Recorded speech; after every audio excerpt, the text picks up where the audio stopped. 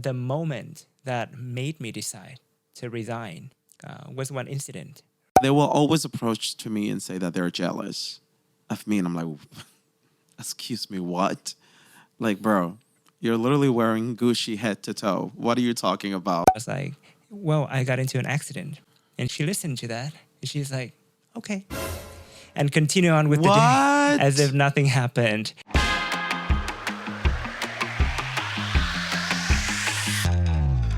What's up, everybody? And welcome to EngSup, a podcast where we are going to talk about everything IELTS related. And hopefully, by the end of this video, you're going to learn something useful to improve your IELTS score. A quick word about me before we start. My name is Tan. I'm an IELTS teacher. I've been teaching IELTS for 8 years now, and I have an IELTS score of 8.5. And joining our podcast today, everybody, please say a big welcome to Dario. Yo, what's up, everybody? It's me, your boy Dario, once again, as usual, being here. Thank you so much for having me again. And how you feeling today? I'm feeling very good, even though the weather hasn't been improving as much. I feel like my body is just getting used to the Yeah. rain now. Like it actually rained quite a lot before we started. Yeah, filming. here's the thing. I feel like, I mean, you guys are now in the rainy season over there. So, I mean, well, I'm saying like you guys are, like, because we are. We're in the rainy season, so of course it's gonna be like that. I think in the entire area of Southeast Asia. So it's gonna be like that for like 6 months or so. So hopefully, everybody just get used to it and get on with it. On Yeah, but I feel bad. I feel for my fellow students though because they actually started going back to school not a long time ago, and of course, like being stuck in traffic at around 5 p.m. Under the rain is not something that I wish would happen to anybody. I've been there. Well, right? we've been there. Yeah, we've been there. And you know what's even What? worse? It's the flooding. It's the flooding. So bad. It is so bad. Before we actually start, guys, I just want to take a moment to just, say thank you to all of you guys that have been supporting us and have been showing up for us in this new journey that we are embarking ourselves in, which is having this amazing podcast, and, which is a way for us to share different ideas, different opinions, and hopefully, like Thung said, you guys will find something useful that will help you to improve your English in general, not just for your IELTS, but also like on for your life. So thank you so much. It's been quite overwhelming because this is literally just a brand new YouTube channel, and even in the first episode, we were performing super well. So thank you, everybody. Hopefully, it will continue that way. And yeah, let's connect more often in the comment section. Let us know what you guys' opinions are, and as usual, suggestions about other topics that we could talk about in the future. Sorry about that. Don't look at me that way. I mean, yeah, like the response and the support has been overwhelming, and so Daryl has said everything I wanted to say. Just thank you, and I hope you Just guys say keep the supporting truth. us You're watching. jealous that I said Yeah. that. Just say the truth. It's okay. Well, I'm joking. okay. Anyways, I think we should jump into our topic of What the do we day. got for today? Are you curious? got? For today, we're gonna talk about work, the world Oh of my work. God, What do you- work. I mean, like jobs, right? Yeah, jobs and like work Yeah, in general. the jobs that we have. Oh wow, that's gonna be a very interesting topic. Especially nowadays in this society that we are in now. We've come so far, and but I don't know. There's a lot to talk about it. There's a lot to it. So yeah, let's dive right into it. Oh yeah. Can you walk us through, like, walk our audience through the jobs that you had in the past, as well as your current job right Well, now? first of all, y'all need to know that I'm a IT graduated, and like I graduated when I was 18, and then I didn't continue my studies, but I just went, I started working in a corp job. Right, I was working at the office as a network administrator, and I remember that it was really not that hard because for the most part in Cuba they had like very old computers. So it was pretty easy to manage, actually. The work environment itself was pretty okay for me. And then after that, I decided to continue also pursuing my dream, which is singing, right? I was very passionate about music since at a very early age. And, but of course, I needed to do, certain things before getting where I am today. After working for that job, for that corporation, I, for some reason, I ended up at a factory making, I Really? ended up at a factory working, like making bottles for medicine, like the plastic bottles for the medicine. Yeah, I ended up doing that. It's like a shift, like a shift work. Yeah, Right, shift shift work. work. And it was harsh. The pay was well, like the pay was actually very good, but it was really harsh because like I'll have like a 12-hour shift, right? So one day will be like during the day, and then the other day will be at night until the next day, and then it Whoa. will be like work 24 by I think it was 72 or 48. That was Wait, what was that? Yeah, what it means is like you What do work you mean? 24 hours, right? In total. No, you cannot just Wait. work 24 hours No, in a not in a day. day. That's why you have like the 12-hour shift, right? So that in Right. total will be 24 hours and then you rest 72 or 48. Hmm. It's a very strange It's arrangement, don't not you think? really because you're technically working 2 days, but 12 hours each. So, for Yeah, but like example, that would be very crushing, yeah, you but that's know? the thing. But then after that, you get 72 hours of rest, like of day off. So you get 3 days off or 2 days off, right? So that's the how work shift works. Like you work for, let's say I start working today in the morning, like let's say 7 a.m. until like 7, or I don't know how many, 12 hours. Jesus, math is not mathing. Uh, like, 12 hours. And then after that, you go to your home, and then the next day you jump in the shift at 7 p.m. until 7 in the morning of the next day, and that from there starts your day off for I don't know, maybe 2 days, 3 days, depending of what Right. the factory says. And then after that, I finally got out of it and ended up here in Asia working as a singer.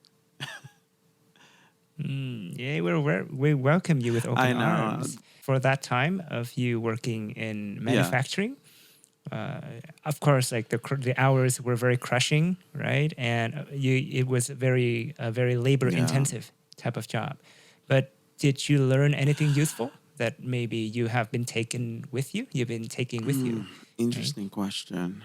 Resilience to survive in Mm, harsh situations, because that was really harsh, especially the night shift, because like you needed to stay awake because you needed to pay attention to those machines that were producing the plastic. You also needed to change the product, the material, which is used for building all of these plastic bottles. So you needed to wait for like maybe every 40 minutes. You needed to like find a new bag of that material and just like pour it inside the machine so it can continue producing, because it's like a 24-hour thing that never stops. I'm a person who believes that whatever you do will always Oh teach you yeah. something useful, right? Even if it's like a very physical Mm, job or it's intellectual or it's highly yeah, specialized, right?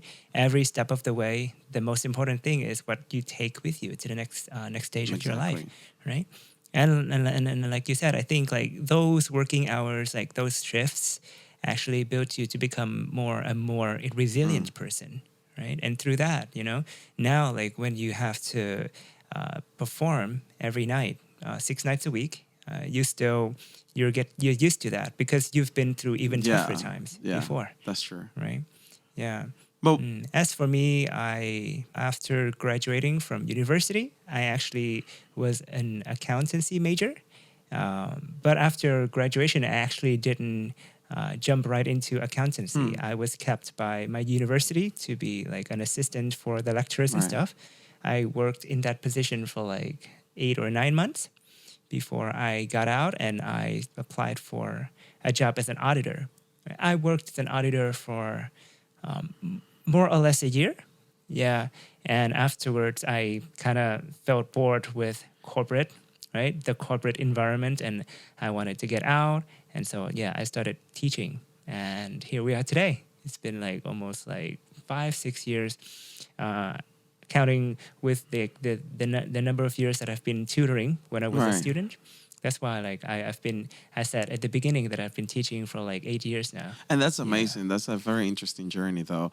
And like, I just want to ask you this though. Like, what drive you to, you know, quit that corp job that you were having before? Because you said something about Right. the environment that you couldn't just take it anymore. What was the breaking point that made you realize that this is not what you wanted for your life and you wanted to move on with something new? There were two things that drove me to that decision. First of all, I felt like it wasn't challenging enough for me anymore. Like I wasn't learning new things by the day, right? When I first got into the job, I learned a lot, Right. right? I was looking at all of these accountants and auditors who would be able to like use Excel at like a master speed, right? Like I cannot even or like comprehend how fast like their fingers move, or like how they can remember all the shortcuts of their keyboard and stuff. Right. And I was blown away by that. But of course, like as I was working, like I started to pick up those skills as well, and it was challenging, but it was very exciting. But I think like towards the end of my first year, I kind of felt that I wasn't growing as fast anymore, Wait, that was and just in that's your why. first year? Yeah, I know people would be That's like quick. would be telling. Well, I mean, if I had I stayed, I think I would have learned even more Mm. skills, right? But I don't know, something about it just one day I woke up, right? One day I woke up and I just felt that I don't feel like Right. working anymore. I don't feel the motivation of getting to work on that day anymore, and that's kind of like the inkling of me wanting to get out. But I think the moment that made me decide to resign was one incident, right? So Oh, really? I was assigned to work on this job that was like quite tedious and challenging. I was working by myself under the direct guidance of a manager, right? And I had to work with a lot of paperwork. Like by the end, I had to prepare like this pile of documents all by myself. Whoa. Yeah, and doing all the authorization and getting all the signatures from the higher ups and stuff. It was crazy. And one day, I was kind of tired after work, and I was driving home from work. It was rainy as well, and I had an accident. I had a bike accident, right? And I wouldn't say that my the injury from the accident was that severe or serious, because I would still be able to walk, but I was like Hey, limping, right? I was that's limping dangerous. to work. Yeah, yeah. So the next day, I would come to work. The manager would see me. She was like, "Hey, so why are you limping like that? What happened to your leg?" And I was like, "Well, I got into an accident."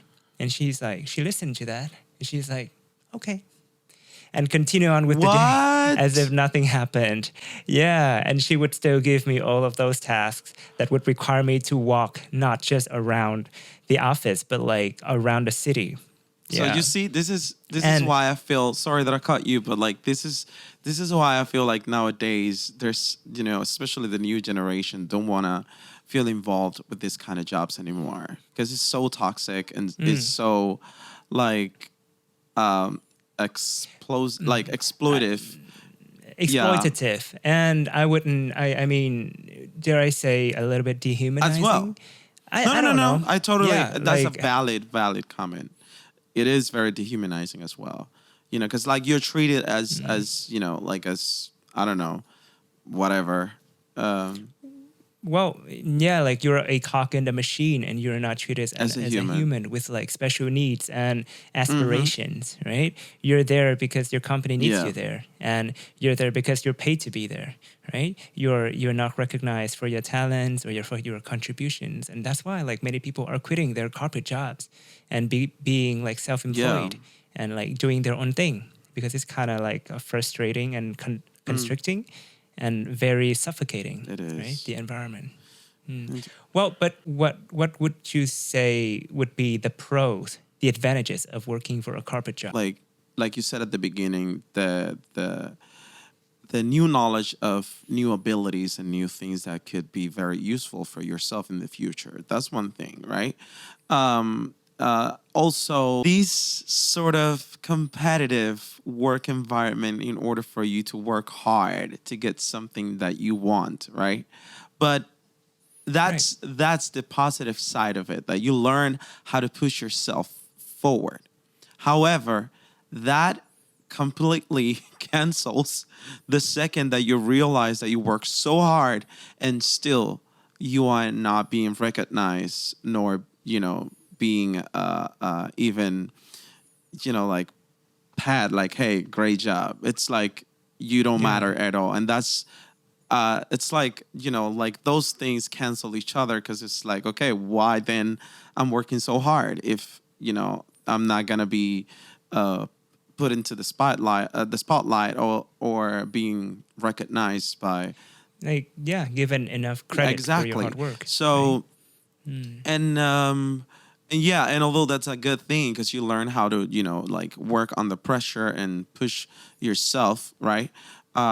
Also, the other thing that I believe is sort of a pro is the again, the financial stability of it, which is something that you will always get in a corp job, right? Because it's the salary that you will it's a fixed salary that you will get every single month with no failing. So that's another Mm. pro, but that's it. That's about it. In my personal Well, opinion. I What about you?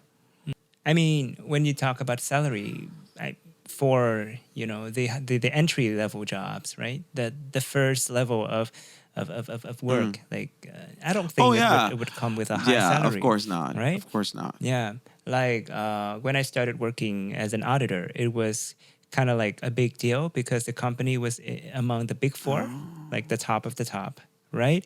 And I had to work like fight tooth and nail to get a position in that Mm. company, and still I believe the salary at that time was lower than 10 million.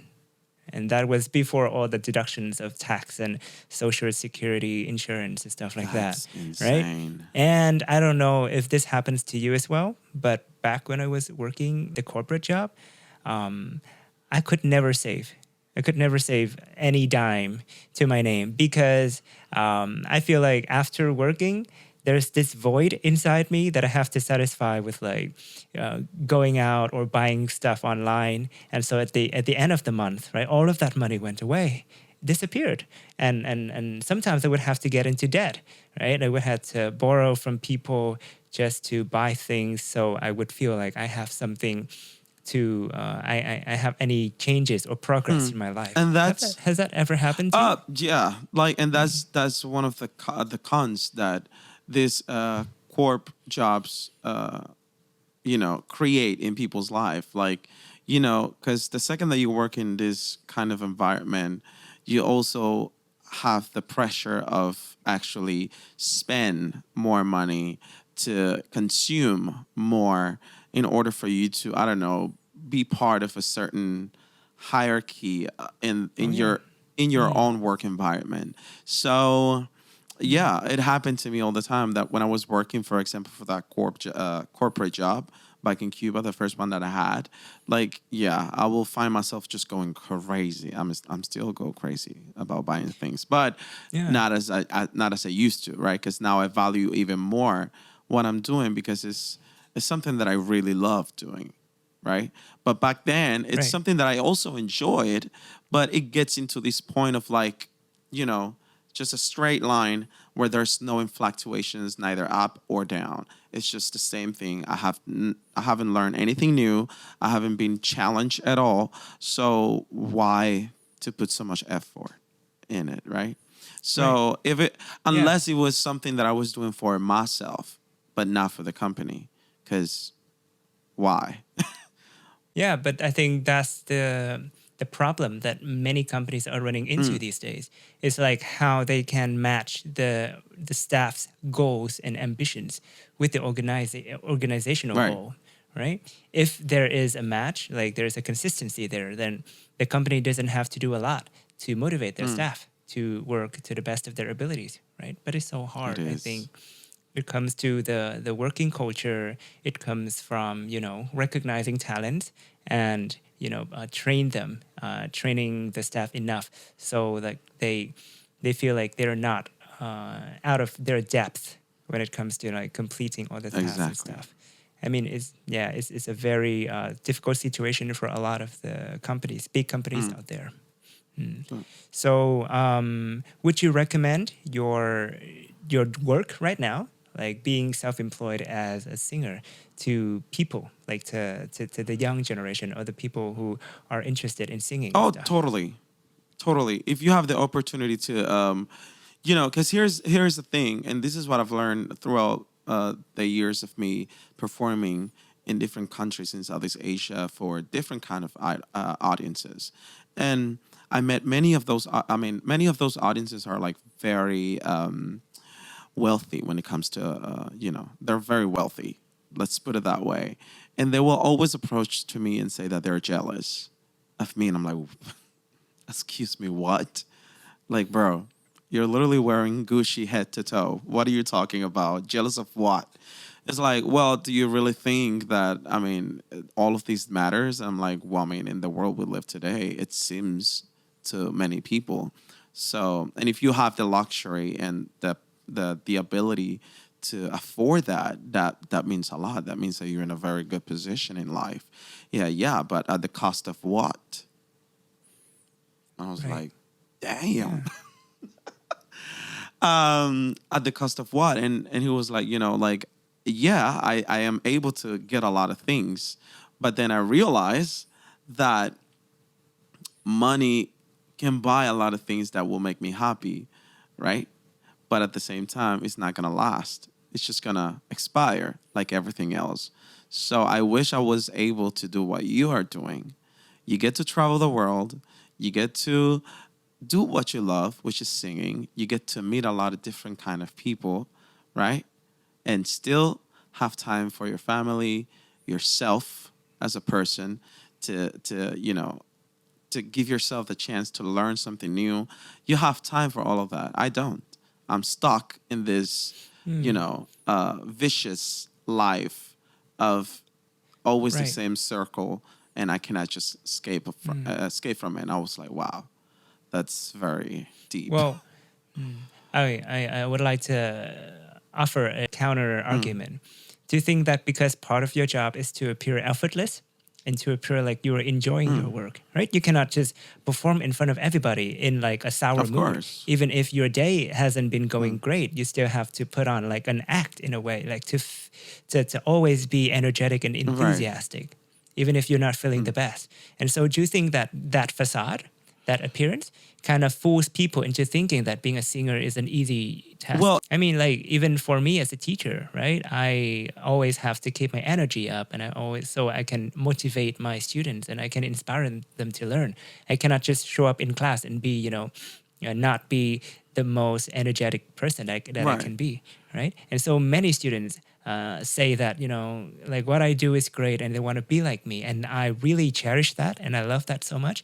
But at the back of my mind, I'm kind of worried the fact that they might not recognize all the challenges and the difficulties that we we have to go through, as people who have to perform, right, and inspire and energize, have to do to get ourselves into the state. Yeah. It's funny that you say that. It's funny that you say that because yesterday I was having this conversation with this Indian couple that we were just having a very nice conversation, by the way. And she was like, I mean, well, but you just work for 4 hours a day, right? And I'm like, yeah. But you haven't put into consideration, because the only thing you see is like, oh wow, the band sounds so good, the singer is so, it's so good, it's amazing, blah blah blah, but you don't see the backstage, Behind you the don't see scenes behind the stuff. scenes stuff. Right. You don't see all the hard work I had to put on my craft, right, in order for me to be good, not only on my vocal part, but also on my presence as well, on my stage presence. Like how am I gonna be talking to people? How I'm gonna use my voice to persuade people to do something that like something that I want them to do, like dancing or something like that, right? So there's days that I don't want to see anybody. I literally told her that there's Mm. days that because I'm still a human and I still need, space. And like every single job in the world, it's not perfect. I can guarantee you that. No job Yeah. in the world is Yeah. perfect. And yeah, you will find a job that you will enjoy. You will actually enjoy doing. That's for sure. But that is perfect and that you don't feel some type of way doing it sometimes. No, no, no.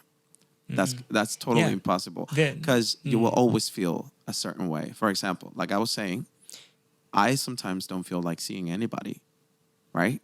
And I just still have to show up smiling. Sometimes gets a little harder. Sometimes it's not as hard to put that visage. But weirdly, and these have happened more than often, it's sometimes I come to work with this sort of mood that I'm like, oh, okay, take a deep breath. You got this. I start performing. I know that I'm not doing well vocally. I know that I might be struggling physically or mentally as well, because I don't want to be there. I just want to be resting. But here's where the energy thing comes in. And it's funny. It's hilarious to me, because like if we learn how powerful our minds are, y'all, we would have been doing so much better. So, okay, I get into this mood. I am like, ugh, I don't want to be here, blah, blah, blah. But then, all of a sudden, the people start like enjoying what I'm doing. They actually start responding. And I'm like, oh, how is it possible? I'm doing terribly today. Why are they so, oh my God, that's amazing, this and that. Why are they so energetic? Like, and we are receptors. We absorb energy from other people as well. And when I see that, then maybe not in the first set, but maybe in the second set, after my break, after I talk to a few people and they bought me a drink and they were like, oh my God, you're so good, this and that. That in itself just changed my mood. And then when I get to the second set, I'm performing more, with a more powerful energy.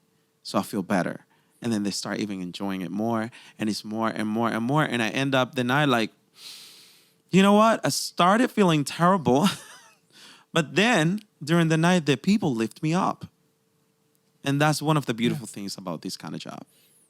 And I think we discussed that quite at length in the first episode. We did. In the daily routine episode, right? But I also would say that a part of why that is happening is because we tend to think that it's our mind that controls our body. But there's also an influence of our body on the mind, right?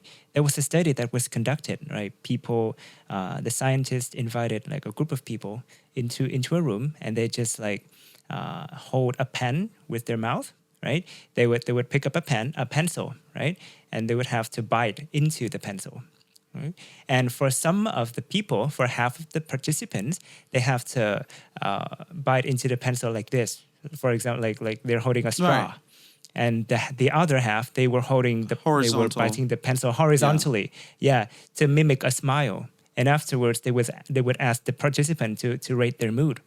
And interestingly, right, the people who were faking a smile by biting the pencil horizontally, they reported better moods than those who were biting the pencil in the other way without doing anything, right? And so in a way, if our body is is doing something in the shape of a smile, even though we're not happy, suddenly our mood also changes as Of well. course. And so that's why like I'm a big believer of faking it till you make it. As in like if you don't feel like you want to go to work today, just start and just give it your best shot. And like what the magical thing that happens is like once you get going, your body kind of tells your mind into thinking that hey, it's okay, and hey, I'm everything is just like temporary, right? And you can change your mood in ways that in ways that are more positive than before. Well, Right? honestly, and this is like in response to your comment of like fake it till you make it. I am not a big believer of fake it till you make it, honestly, because again, external forces can also influence in the way you feel, and this what you explained to me, it sounded like external forces that are the ones that are influencing how you feel. Well, I mean, from your point of view, it's the external people, like external Well, I forces, mean, like the what I people, mean by right? no, external forces can be anything. Can be like even up to like the color of the light that is lighting you up. That could be, Right.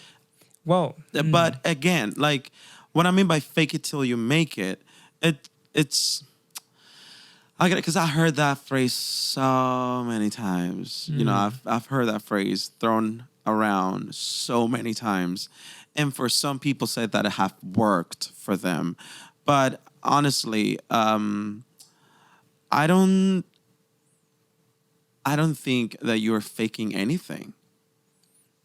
There's no well, such a okay. thing. For Like I example, feel like it's maybe it's a metaphor phrase that they use, right? But I don't think you're faking anything. You're literally just working for it until you actually make it right. You're not faking anything. yeah.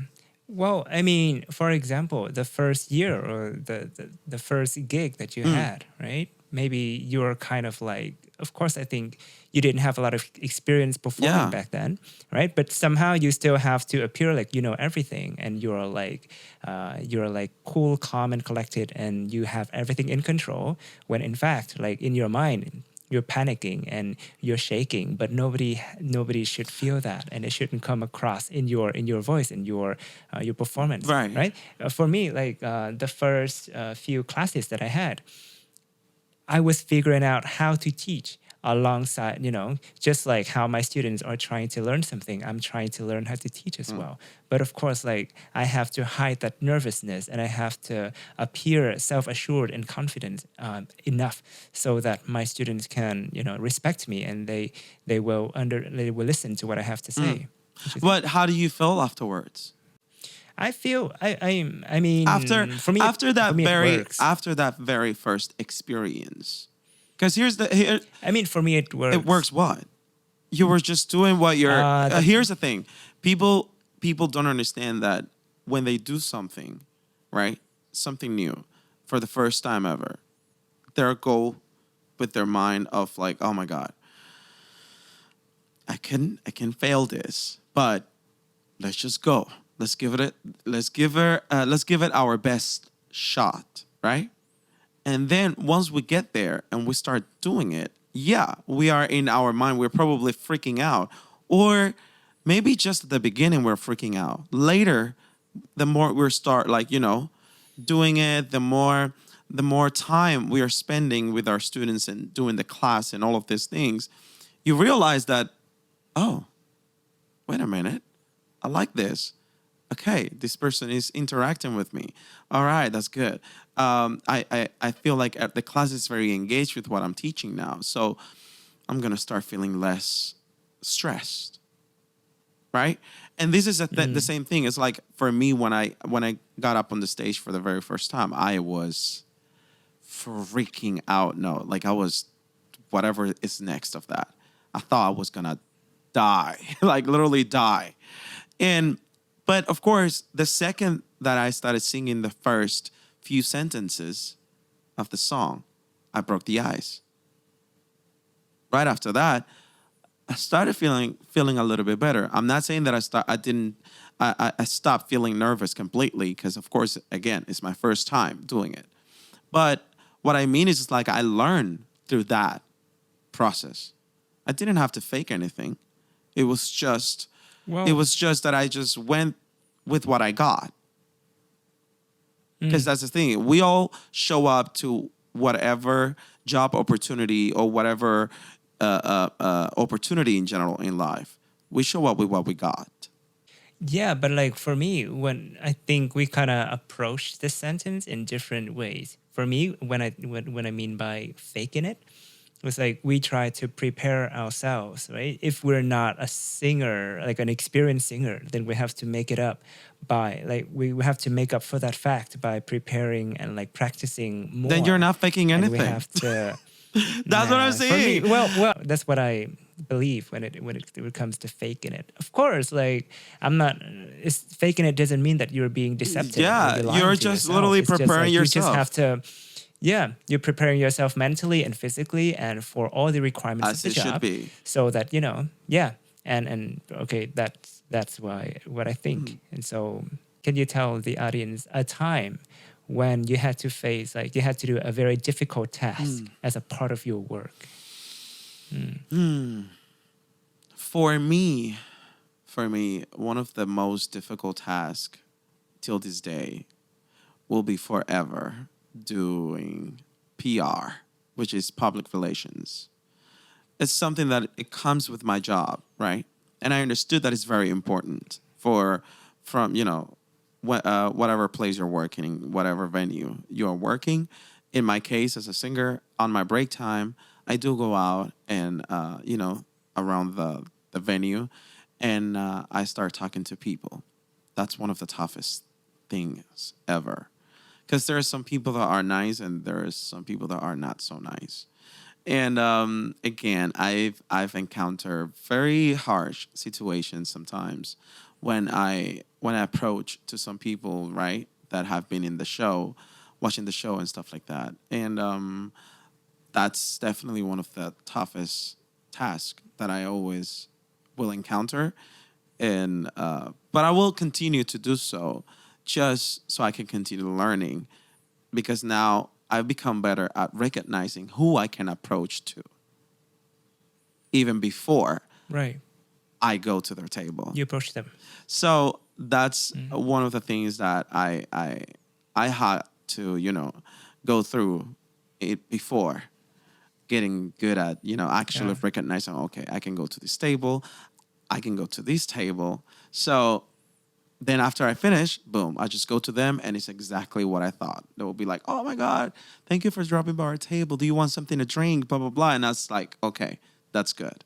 So, but it will be till this day, like PR, for sure. What about you though? Right. I mean, as a teacher, I kind of like teaching, so I've never had like too big of a problem teaching. But for me, the toughest task would be to teach a class that doesn't have the willingness to learn, the eagerness to learn. Like when you walk into a class, you immediately notice how like uncooperative the class is, right?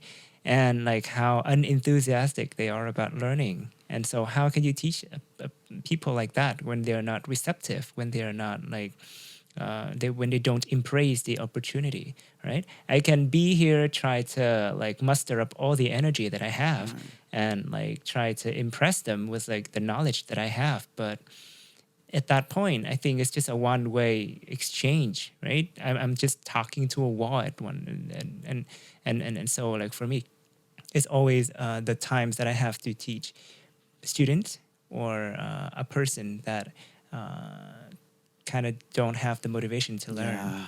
Right? That gotta be one of the toughest things, because, I mean, my question is always like the following one, like,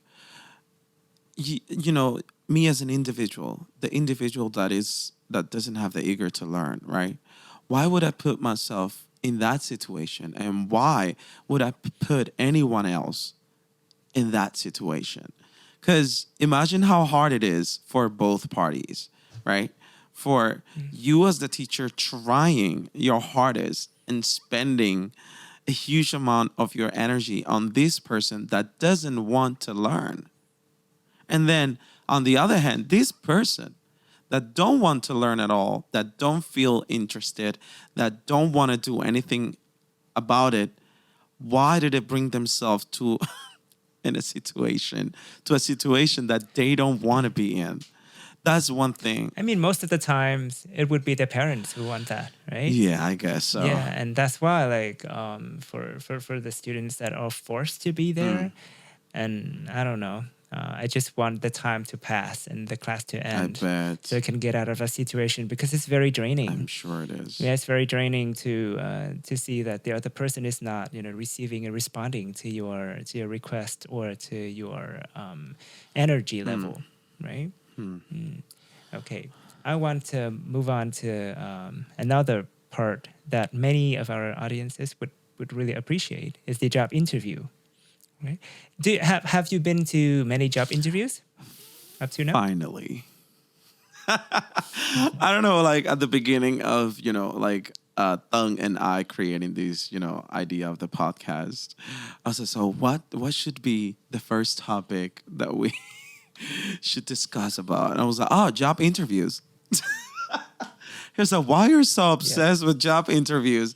And it's funny because when I was teaching in Vietnam, there was a class that I have, right? That it's literally about job interviews, how to answer the most common questions in job interviews. Okay, enough of that rant. Okay, I've been only to three jobs interviews. That's it. I haven't been to many.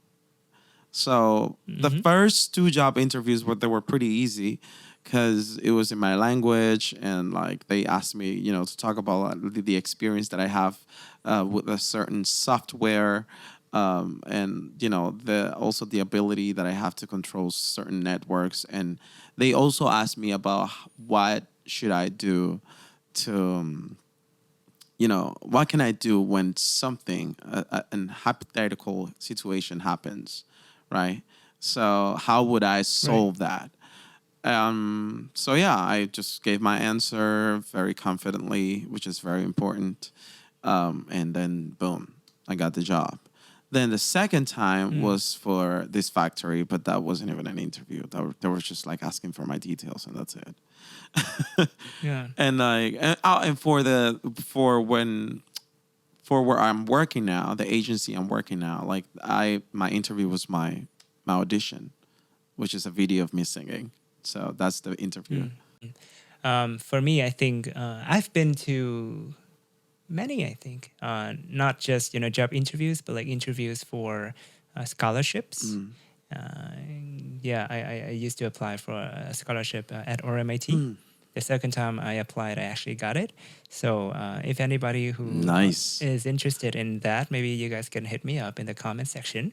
However, I think I've read somewhere that the interviewer kind of make the decision of who they want to choose or who they want to reject in the first 30 seconds of the interview, maybe even before you open your mouth and say anything, right? Sometimes it's the energy that you project. Sometimes it's the outfit or it's the confidence that you show to this world, right? And it's kind of very hard because, like, for the people who have had very little job experiences, you guys don't really have a lot of things to offer to the employer, right? To prove that you were better than the next candidate, right? And so, and you don't have a lot of experience to back up your confidence, right? If you come into the interview room and you look too smiley and too happy, then it comes across as fake. But if you are too stiff, then of course, like, it's not gonna give off a very good impression. So finding a balance between like being happy to be there, but also not act like serious enough. Not act too. It's very hard for me. It's so I figure that it will be so a very. Do you have any tips? Honestly, I feel when it comes to that, like, what I always say to people is just like, to remember why they are there first, right?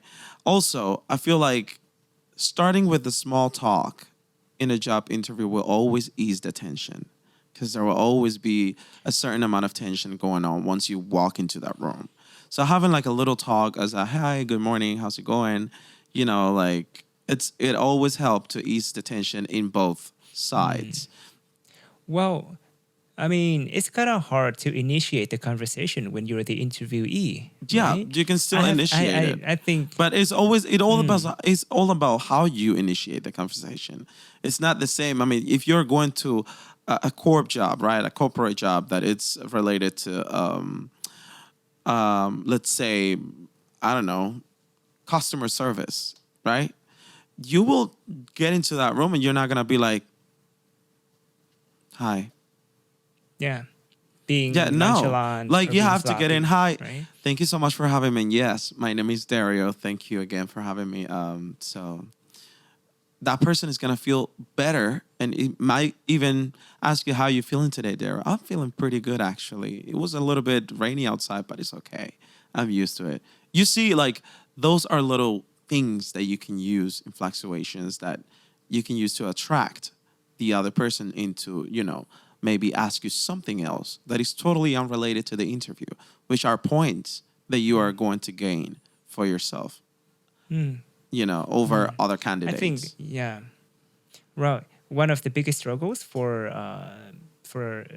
like fresh graduates is like they don't have the confidence.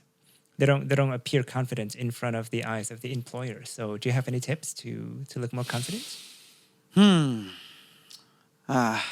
Well, that's pretty hard in itself, though. Because what works for me may not work for you, right? So what I normally do every time is just like, okay, I'm gonna go to a job interview. I am going to dress very nice. That's one thing that will change your character. The way you dress.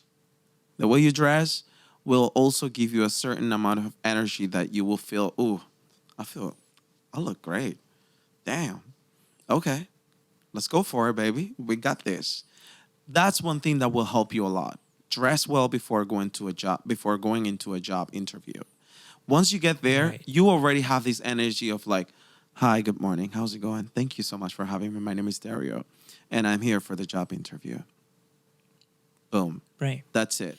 But I know it's easier said than done, but like you have to give yourself the chance to, explore different sides of your personality. Also, practicing in front of a mirror, that helps too, because you can see what you're doing, because that's exactly what they're going to perceive when they see you. You can practice what you Right. are going to say and how you are going to say it, right? So that's all I can actually give. I cannot just give much because, again, it's all up to you. But yeah. Right. A tip that I found works for Okay. me is that I discovered that if you're applying for a job and you don't have, you're not working, or your day is completely free, then in your mind you're kind of looking at this interview as like a life and death situation, and then like it puts your entire being into this mode of like do or die, Yeah. right? And it's kind of like very stressful. What if it's possible, I mean, if it's like your first official job that you're applying for, maybe try to have like a part-time job or something that you have to do besides just applying for the job itself. Like if that's the day of the interview and you don't your entire day is free, then maybe you should set up an appointment to meet up with a friend before or after. And so it doesn't feel like the interview is the only one thing you have to do in that day, and it kind of like lowers the significance of it, and so you will approach it with less anxiety. I think that kind of works for That's me. very And interesting. yeah, I mean, because I said that because for the interviews that I attended, that I already have a job, but I was thinking about switching the job, but I still hold the job. Like I'm not unemployed at that moment. Right. Then I walk into the interview being very self-assured and being very calm and collected. When I walk into the interview thinking that I have to get this job because if not, then how can I pay rent or how can I like afford my purchases? Then already, you know, you're setting you're setting yourself into a very like negative mindset. Yeah. As in like, you become like a salesman in a way, right? There's a pressure for you to sell yourself, and you're not even yourself, right? You're saying things that you think the employers are looking for, Right. instead of saying things that are truthful or the things that you believe in, right? Another point I would like to make is to know yourself very well, right? I think the first time I applied for an RMIT scholarship, the first question that the interviewer asked was, "Tell me a bit about yourself." And immediately I was stumped. I didn't even know how to actually start it because I never thought about it or I never write it out. So I think even at the beginning of that interview, I knew that I was gonna fail it, right? I mean, as soon as you lost your momentum, then that's Here's it. the It's thing. really hard to pick up. Right. Sorry that I cut you. Like, it's funny that you talk about this because in one of my classes, that's one of the questions that I use the most because it's literally the most common question that people ask in job interviews. But now, why do people don't know how to answer this question when they are being asked this question? It's because they're not focusing that question in the way that should be focused. The question when they ask you, like, tell me a little bit about yourself, it's not about what you like, if you like eating ice cream or pizza, or like if you like reading books during the sunset, or if you like the Twilight series. No. The job interview in the job interview when they ask you, tell me a little bit about yourself, it's they want to know your qualifications, your abilities, and your talents. Those are the primordial things they want to know. In You mean the primary? primary, not primordial. Right. Primordial. Primarily, that's what they want to know. Like, what are you capable of? I want to know, like, if you are good at working on in a team-based worker, or if you're a person that works more, work more efficiently with himself, just by itself, or anything like that. They just want to know these details of your life, not the personal ones. So that's why I feel like a Right. lot of people waste too much time into learning about themselves in that sense. No. Learn about yourself on what can you bring to this company that is going to be valuable for them to hire you. And that's why, But like that's why you need to prepare very hard before the job interview. Indeed. Like you look at you Google like the most common questions that are often asked in the interview room, and you have to think hard and write down the answers. For me, that's what I do because until you actually write things down and organize your ideas in a clear way, can you actually convey it clearly in an organized way in front of the interviewer when the stress level is high? not only in a very nice way, convey the answers in a very nice way, it's also like how you are going to deliver those questions. Of course, this is going a little bit deeper than normally is, but like even the tone of your voice influence in their decision. The tone of your voice influencing their decision if they want to hire you or not. So it's like that's why you need to practice even in front of a mirror, the tone of your voice, how you're going to keep the tone of your voice for the most part. Like all of these things are very, very important for a job interview to have into consideration for sure. Also, when people ask you, what would you say? Okay, and this is for you, Deng. If I ask you for your strength and weaknesses, which one will you talk about first?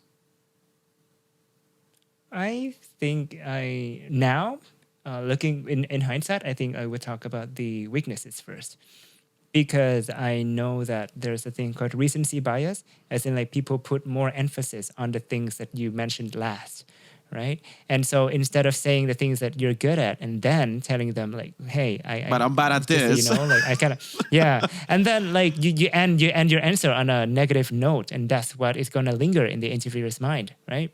Instead, talk about the negative first, and then, you know, you say, but what I have is, you know, I have this drive that I can improve myself every day. Like I learn really quickly and I improve on the job and stuff Right. like that. Then like like it softened the flow of the Indeed.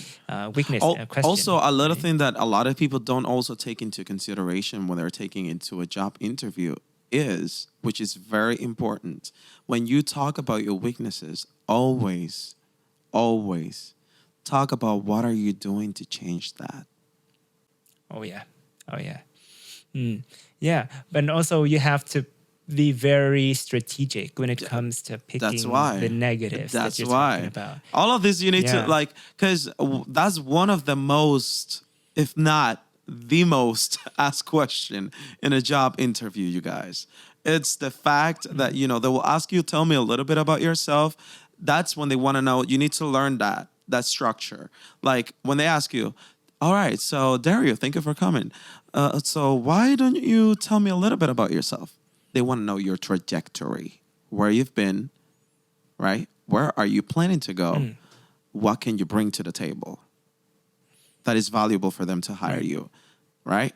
It's literally like 3 or 4 questions in one, because the other question that fits in the tell me a little bit about yourself is the why we should hire you. All right? Right. So that's question number 1. Tell me a little bit about yourself. It encloses all of these points that I just mentioned. Question number 2, weaknesses and strength. Tell me a little. Can you tell me what are your weaknesses or your strengths and weaknesses? You always start by sharing your weaknesses, but also giving a solution to these weaknesses. What are you doing? Of course. So in advance, before you go home, before you go to the job interview, You go into the you always make sure you practice these questions in advance. And then you talk about your strength and you show off how good you are at something. Because yes, why not? If you got it, show it off. Because they like that. Right. So Yeah, because I mean, like you said, it's not just the content of your answer; it's how you answer it and like the way you approach it, right? Indeed. If somebody comes across as very prepared and like their answers are witty and their answers are, you know, are delivered in a way that highlights their strengths and tries to soften their weaknesses, then of course like it's going to send a very positive signal to the interviewer, right? It's going to say to them that, hey, I'm really taking this seriously and I've put in the hard work and I'm trying to give you like the best version of myself, or I'm really trying hard.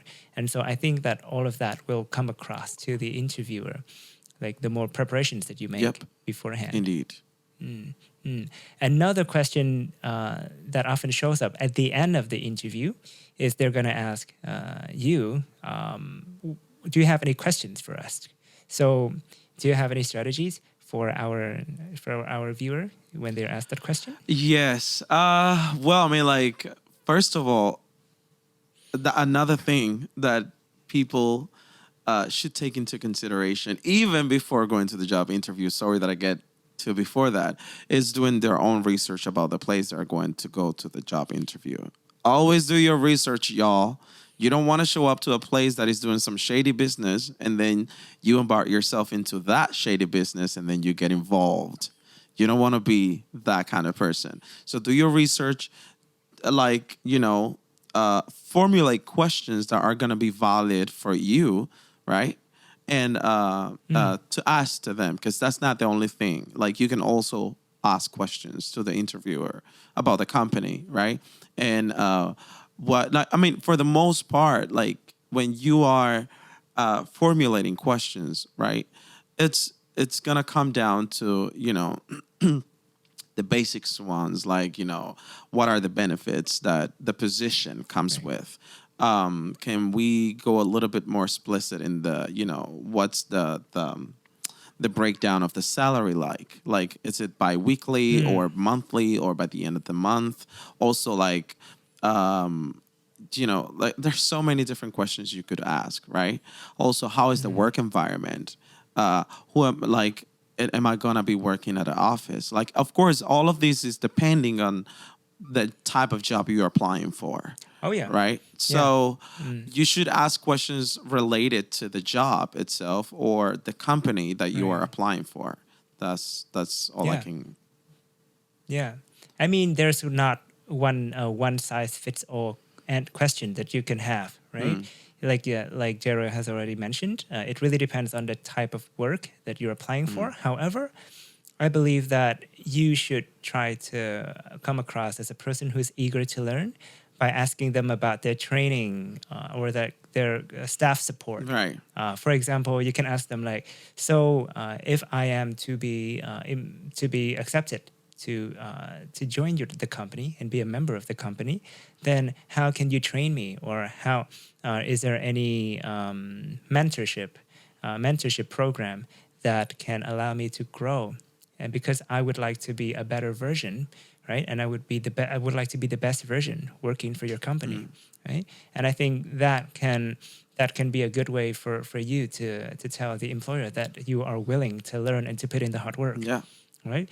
Instead of asking about the salary or like how it's paid, I think it's not going to convey any meaningful messages to the employer.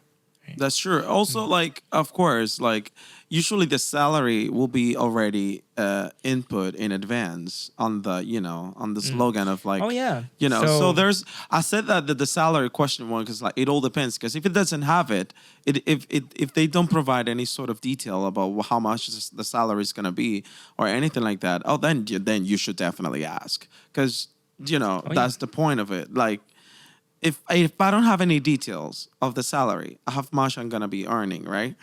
And I am going to this job interview and I'm already asking all of these questions, right? To them, the salary should be one of them because, but of course you don't say, so how much is I'm gonna pay? No, that's not how you focus the question.